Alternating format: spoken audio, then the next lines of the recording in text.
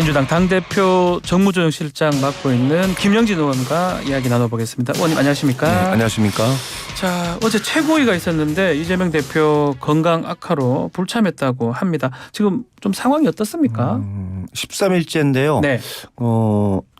토요일 날 검찰 수사 받고 와서 일요일부터 좀 약간 상태가 약간 좀 어려웠던 것 같습니다. 그래서 그 어제 최고위원 회의에도 사실은 참석해서 모두 발언을 좀 해야 되는데 못해서 나온 거는 그런 건강에 문제가 있어서 움직이지 못했다 그렇게 보고 있습니다.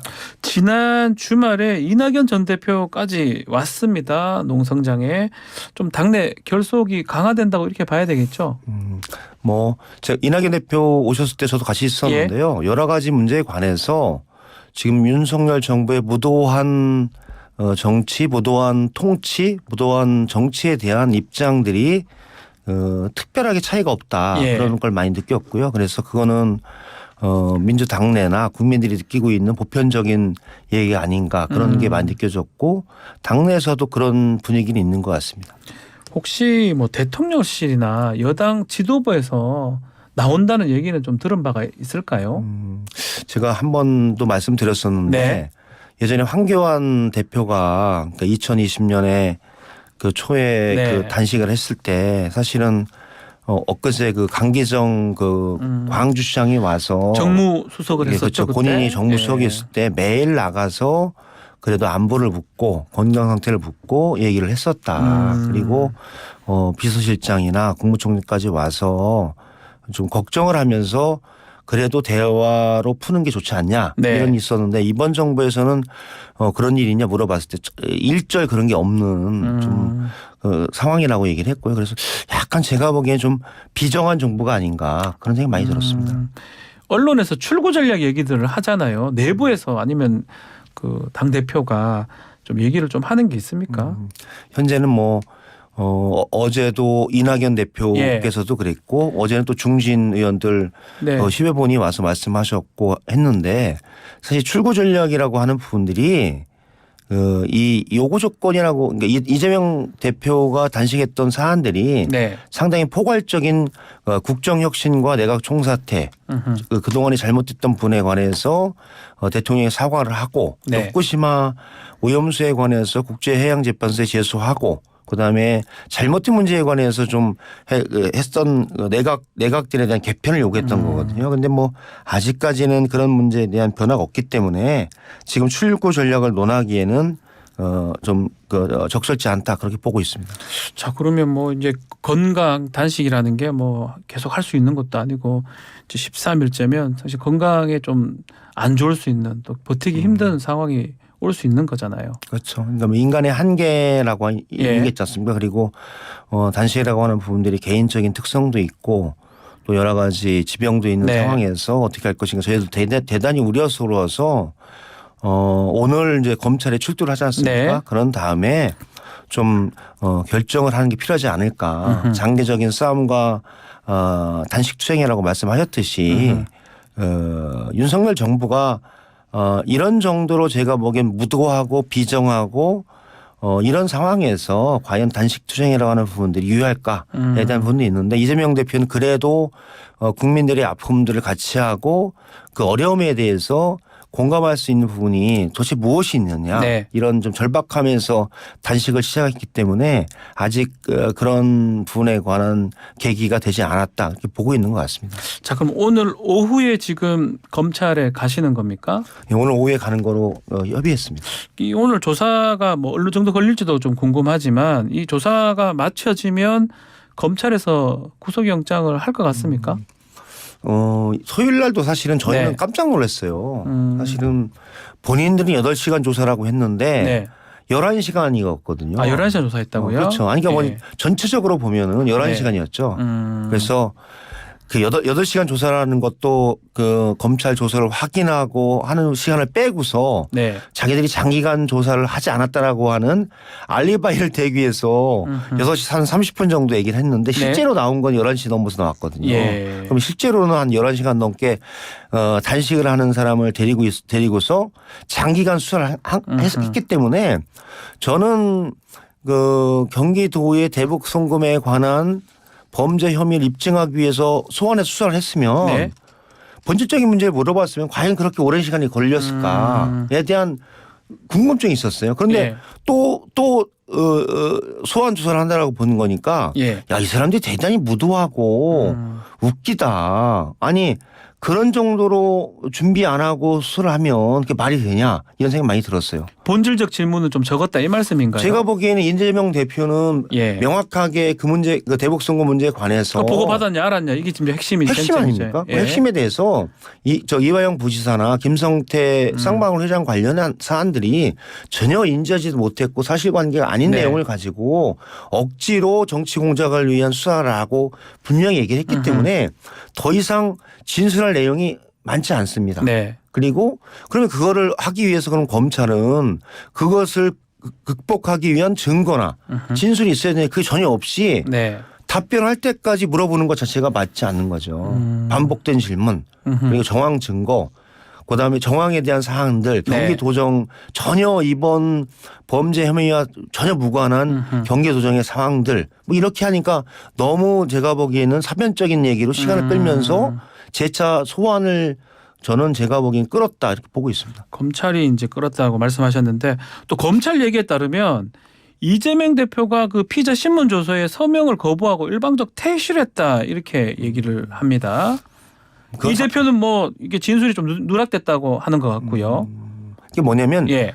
그 이재명 대표가 진술한 내용을 진술 조서에 명확하게 기재하고 그에 따라서 사실관계를 썼어야 되는데 그 쓰지 네. 않으니까 이재명 대표는 본질적으로 이건 내가 했던 내용이 왜 기재되지 않았느냐 그런 사안이었고 충분한 시간을 가지고 이 문제는 확인하고 날인해야 된다 예. 이렇게 보는 입장이죠. 그거는 제가 보기에는 검찰 수사나 경찰 수사에 들어갔을 때 자기가 발언한 내용이 들어가지 않으면 당연한 거 아닙니까? 납득하기 좀 어려운데 저도 뭐 변호사를 하면서 네네. 조사 참여를 엄청 많이 해본 입장에서 이렇게 그냥 나오는 경우는 근데 원하는 대로 진술을 했던 대로 변경을 해주거든요. 원래 같으면. 맞습니다. 근데 검찰이 이게 왜 이게 싸움을 하고 변경을 안 했을까요? 검찰이 원하는 대로 자기들이 원하는 대로 시나리오대로 진술을 하고 이재명 대표가 뭐냐면 진술했던 내용 쓰지 않으니까 네. 이재명 대표는 사실이 기재되지 않았다고 해 나오는 건 당연한 권리인 것 같습니다. 그 한편으로는 이게 뭐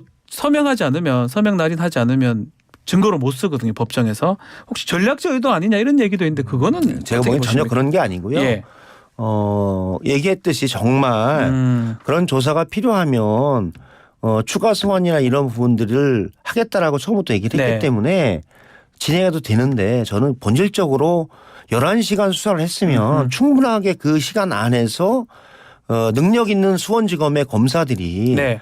왜 못했을까? 그건 본질적인 의문입니다. 왜냐하면 그 신봉수 수원지검 검사장이나 네. 그 담당 형사부장이나 이런 사람들이 능력 있는 사람 아닙니까? 제가 보기엔 증거와 진술을 분명하게 하지 않았다고 한다면 제가 보기에는 증거와 내용이 없기 때문에 네. 저는 그 공작적 차원에서 계속 진술을 이어가지 않나 아하. 그런 의심을 할 수밖에 없다 그렇게 보고 있습니다. 이번에 조사 오후에 오늘 하는 조사도 뭐 크게 진전은 없겠네요. 지금 말씀대로라면. 저는 제가 보기에는 사실이 없기 때문에 네. 특별한 사안이 없는데 계속 불러서 야당 대표를 이렇게 불러서 하는 것 자체가 제가 보면 모욕주기, 망신주기, 정치 공작적인 수사다 이렇게 보고 있습니다. 대한민국 역사에서 대선에서 0.7% 차이밖에 안 난 대통령 후보의 상대자를 6번씩 소환해서 수사했던 예는 윤석열 대통령밖에 없는 것 같습니다. 네. 본인들도 내가 보기에는 부끄러움을 알아야 되겠다 이렇게 생각하고 있습니다. 자, 그럼에도 이제 본회의 21일, 25일 예정돼 있고 그때 체포 동의안이 이제 올라올 수 있다 이런 분석도 되고 있는데 혹시 당론을 어떻게 하자 이런 논의 같은 게 좀 있을까요? 현재는 제가 보기에는 체포 동의안을 얘기하기에는 상당히 이르다 이렇게 보고 있습니다. 왜냐하면 이재명 대표에 대한 백현동 수사 그다음에 대북 송금 대납에 관한 제3자 뇌물 수사 자체가 예. 과연 범죄가 성립이 될까?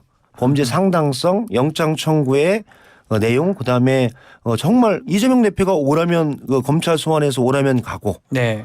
특별한 사안이 없는데 영장 청구의 조건이 될 것인가에 대한 부분 자체가 의심이 되는데 그런 부분에 관해서 공작적인 차원에서 체포영장을 발부한다면 그 시기에 진중한 논의를 통해서 판단하고 결정할 것이다.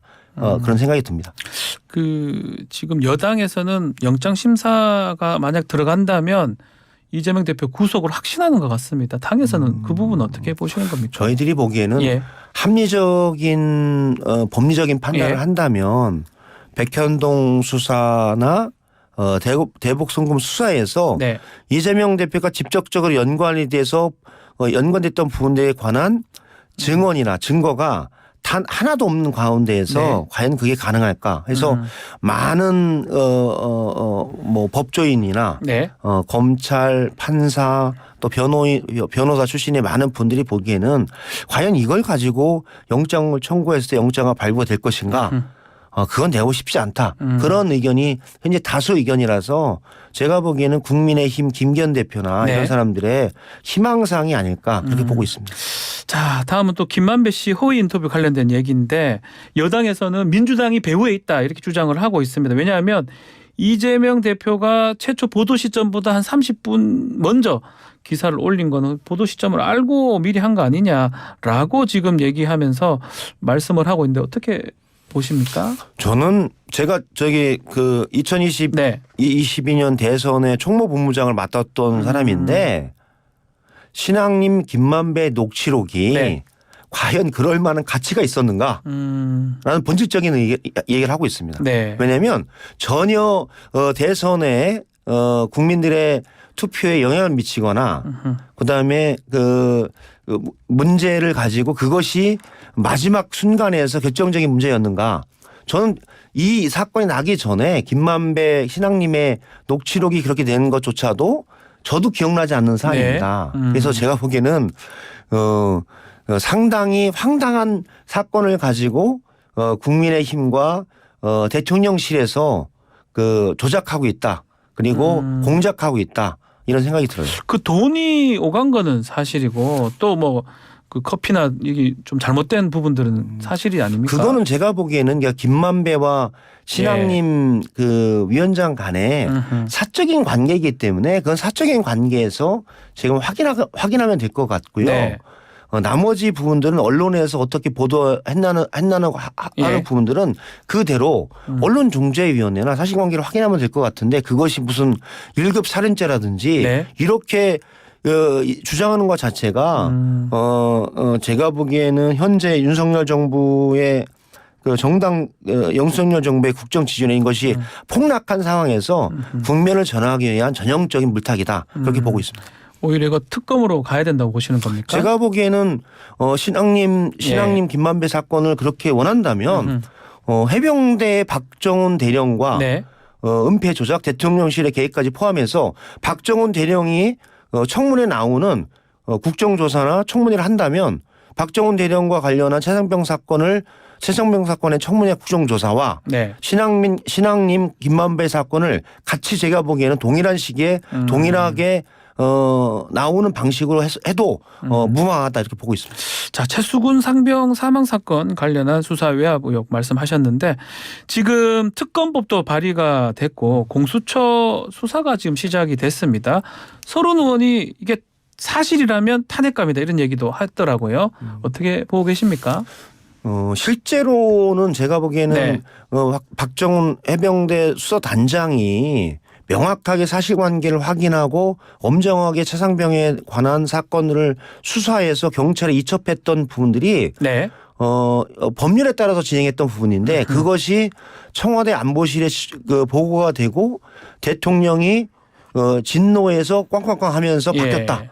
하는 부분들이 여러 가지 진술과 정황에서 나왔기 때문에 저는 대통령실과 국방부 장관에 의해서 네. 이 수사 자체가 흔들어졌다. 그리고 뒤틀렸다라고 하는 부분들이 전체적인 정황이기 때문에 저는 명확하게 특검이든 국정조사든 수사하는 게 필요하다 그렇게 보고 있습니다. 그래서 지금 의총에서 지금 이종섭 국방부 장관 탄핵을 당론으로 이제 발의한다고 하던데 지금 교체설도 있잖아요. 그러면 이게 오늘 만약에 교체한다고 뭔가 국방부 장관 인선 발표가 난다면 그래도 탄핵 가는 겁니까? 어떻게 되는 겁니까? 민주당은 예. 제가 보기에는 이종섭 국방부 장관이 사실은 핵심적인 위치에 있었기 때문에 네. 그렇게 꼬리자르기로 이 사건 은폐하면 안 된다. 이종섭 장관이 분명히 이 문제에 관해서 사실관계를 알고 있는 직접적인 당사자이기 때문에 예.